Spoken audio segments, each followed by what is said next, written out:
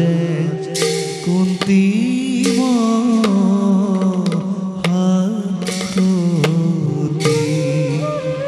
আরে ধীরে ধীরে সরি যায় কৃষ্ণ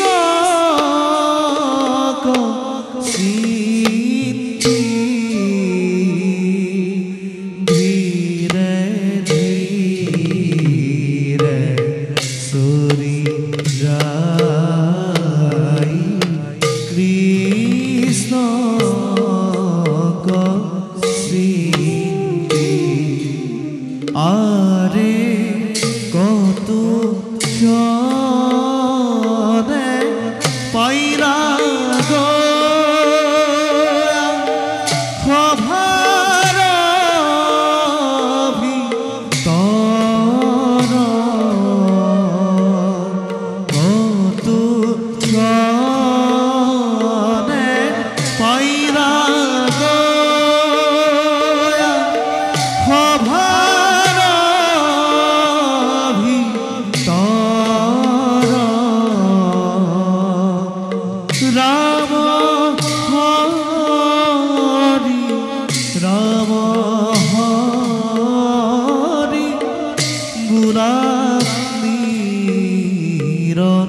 নিরন্তর আরে রাম হরি রাম হরি গুণা নিরন্তর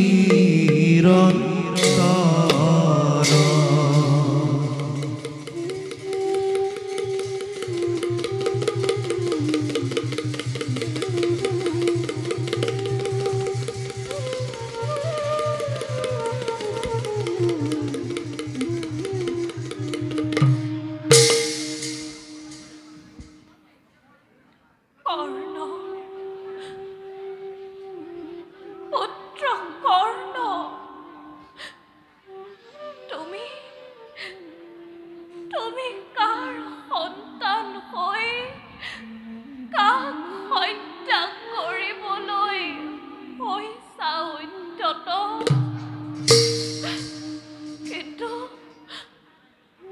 কিন্তু বিধাতাৰ আশীৰ্বাদে তুমি যে মোৰে সন্তান সেই কথা নাজানে কোনেও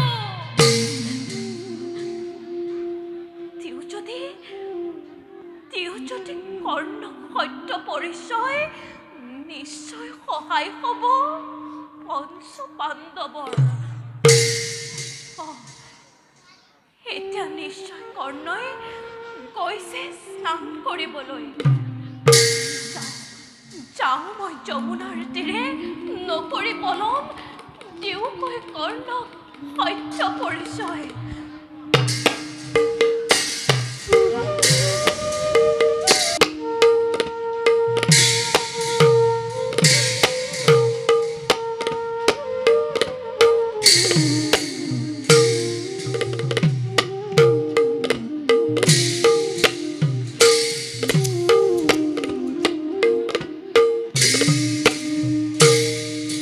স্নান হেতু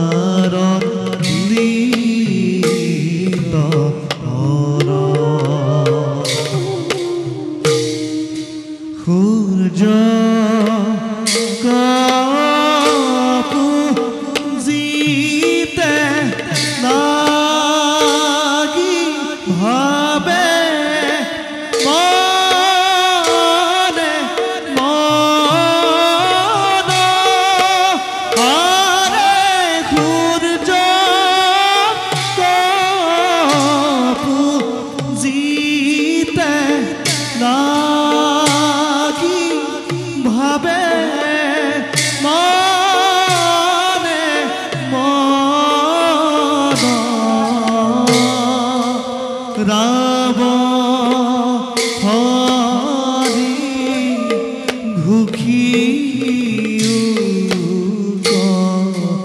যত সর্ব জরা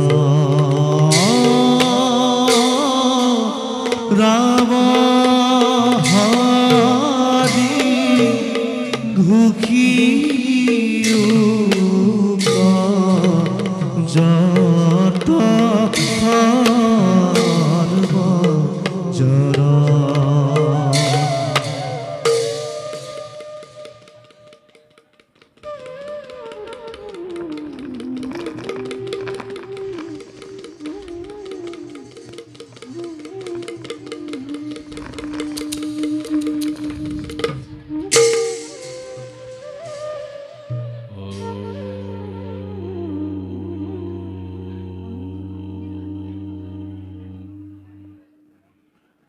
जवा कुसुम संकासं कैश्यप्रियं महात्रुतिं धन्तारिं सर्वपापघ्नं प्रणतोऽस्मि दिवाकरं प्रणतोऽस्मि दिवाकरं प्रणतोऽस्मि दिवाकरम्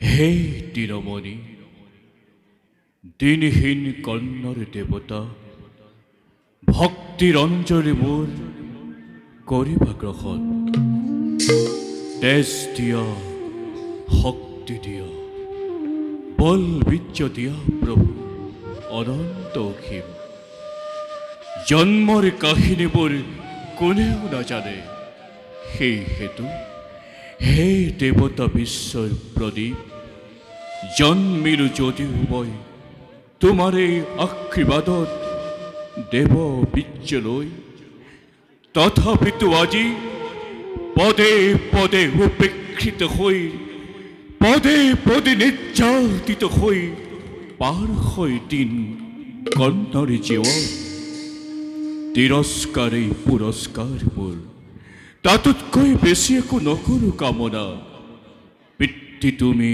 দিব্যজ্যোতি উজ্জ্বল মাতংগ উদ্ভাসিত হয় বিশ্ব তোমাৰ জ্যোতিৰে আৰু এই পুত্ৰ অভাজন সংহাৰৰ অভিশপ্ত হৈ জন্ম ধাৰণ কৰিলো এই ধৰাৰ মধ্যত হে দেৱ ভক্তিৰ অঞ্জলি মোৰ করিবা গ্রহণ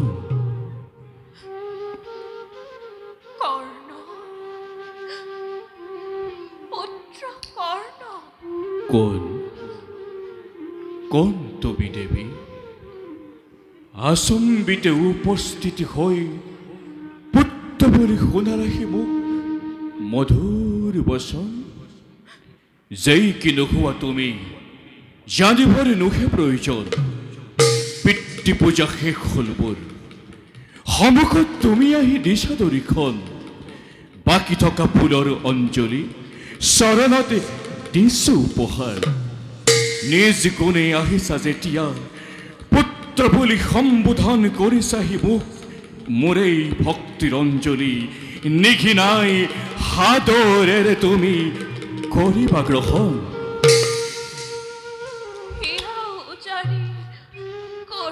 আশীৰ্বাদ সোয়া সোয়া চকু মেলি পুত্ৰ কন্তি মই পাণ্ডৱ জননী পাণ্ডৱ জননী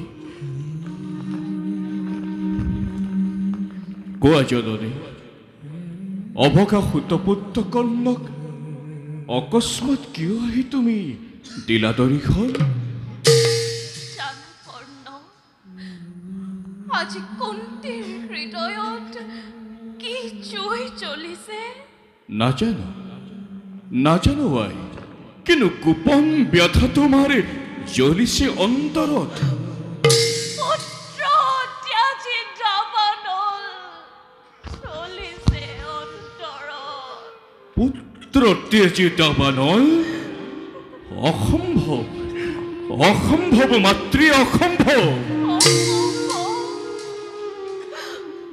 অসম্ভৱ সম্ভৱ হ'ল আজি কুন্তীৰ ভাগ্য।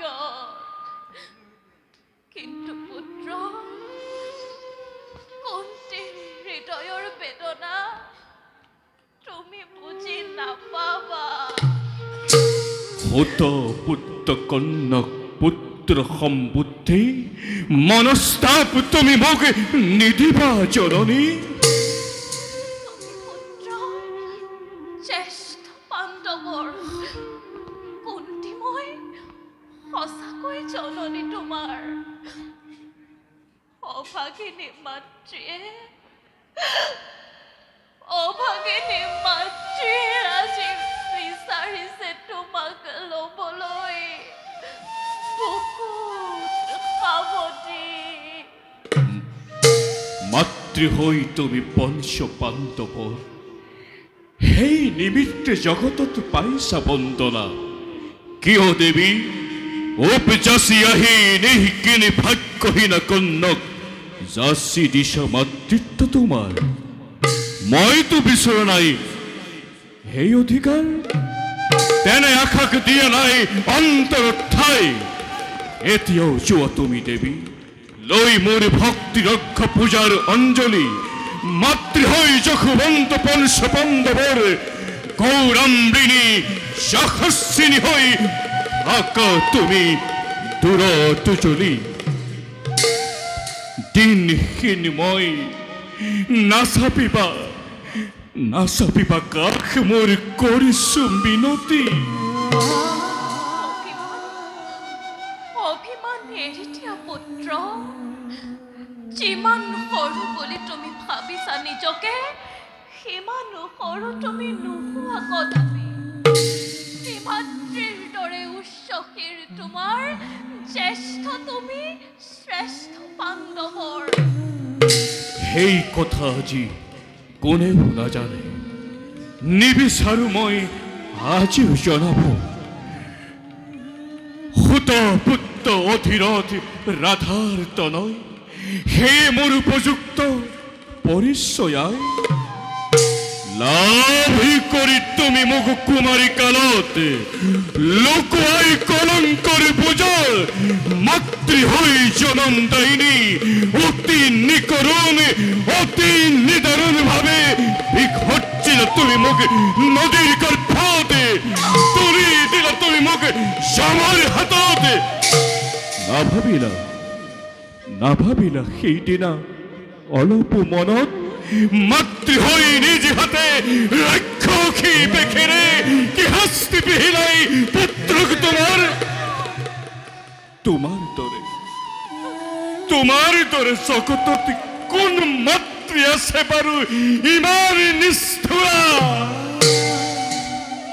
উঠুৱাই কিয় দিলা জননী এতিয়া কাণ অবুধ নিৰপৰাধী শিশু বিসৰ্জন দিওঁতে মহাজলধিত তোমাৰ হৃদয়ত স্পন্দন হোৱা নাছিল জননী।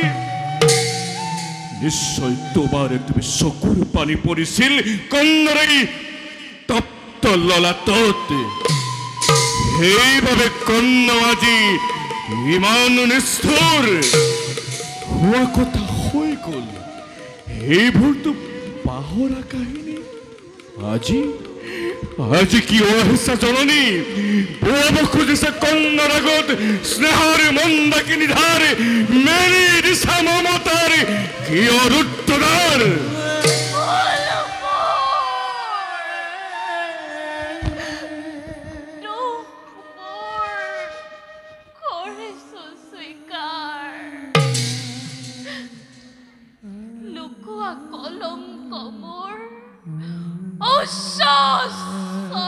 আজি জগতত কৰিম প্ৰচাৰ। শুনি কাহিনীকে তোমাৰে সবচ শস্যা পুত্ৰ, অভিমানী পুত্ৰ মোৰ। সেইবাবে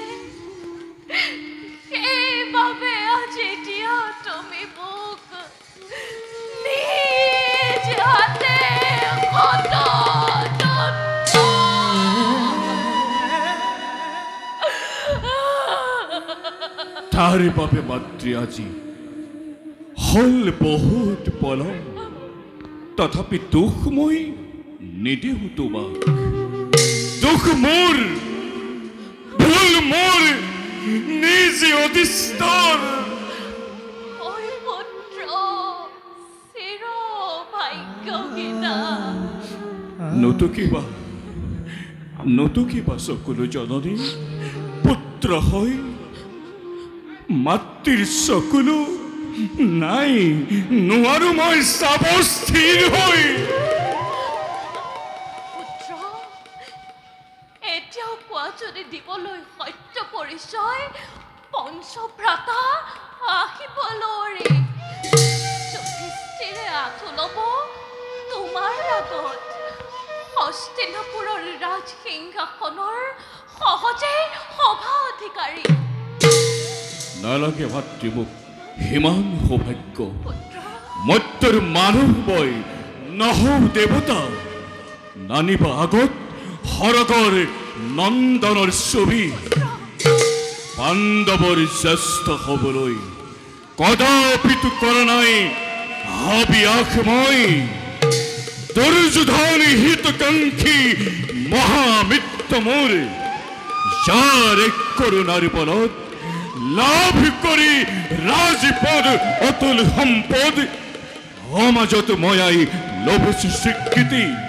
সেইবাবে দুৰ্যোধনৰ হিতকাংক্ষী হৈ তুলিলাম অস্তময় ভাৰত যুদ্ধত পদে পদে দলিত হলেও নিবিচাৰো দৈত্যবল ভাগ্যৰ সহায় আছে মোৰ নিজ বাহুবল আছে মোৰ পুৰুষত্ব কায়ায়ুক্ত হৈ তাৰ সহায়তে আই অধিকাৰ কৰিলম জগতত মই মোৰ নিজ প্ৰাপ্যস্থান হে মাতৃ ৰবা তুমি চিৰকাল মাতৃ হৈ পঞ্চ সন্তানৰ কোৱা পুত্ৰ মাতৃ কি ভৰসা আছে তোমাৰ কথাৰ তোমাৰ হাতৰ পৰা হ'ব জানো নিষ্ঠাৰ পঞ্চ পাণ্ডৱৰ অৰ্জুন একমাত্ৰ প্ৰতিদ্বন্দ্বী মোৰ কৰিছো ভীষণ প্ৰতিজ্ঞা মই অৰ্জুন বধৰ বাকী চাৰি পাণ্ডৱৰ অনিষ্ট নহব একো কৰ্ণৰ হাতত শুনি প্ৰতিশ্ৰুতি তোমাৰ সন্তোষ লভিলো মনত কিন্তু পুত্ৰ অৰ্জুন নৰমনে জীয়াই সেই কথা মাতৃ কোনেও নাজানে অৰ্জুন থাকিলেই কৰ্ণ নাথাকিব থাকে যদি মহাৰথী কৰ্ণ জীয়াই অৰ্জুনৰ কিন্তু মাতা নহব নিস্তাৰ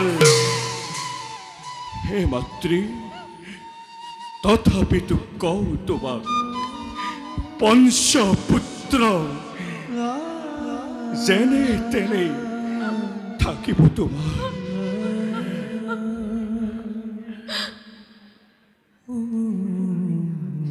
যদি বিধিলি বিধেনে কোনে হাই কৰিব খণ্ড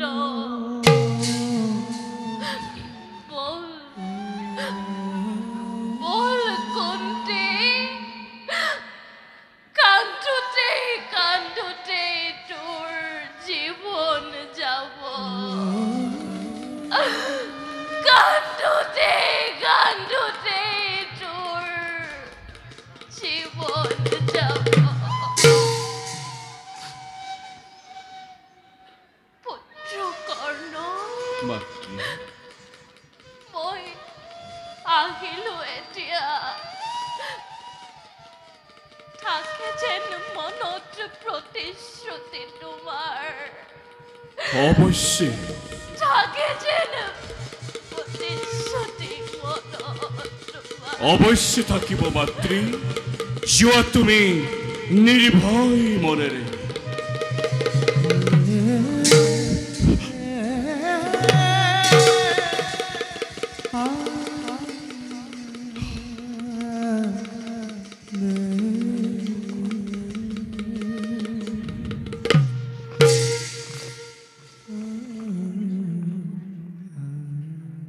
কন্নৰ হিতৰ বাবে তুমি তুমি আজিও নাহিলা জননী। আহিছিলা কেৱল পঞ্চপুত্ৰৰ মংগলৰ বাবে। তাকে পাই গুচি গলা তুমি। যোৱা হে ৰাক্ষসী জননী। নালাগে ভাবিব তুমি কন্নৰ কাৰণে। যোৱা হে ৰাক্ষসী জননী। নালাগে ভাবিব তুমি কন্যাৰ কাৰণে।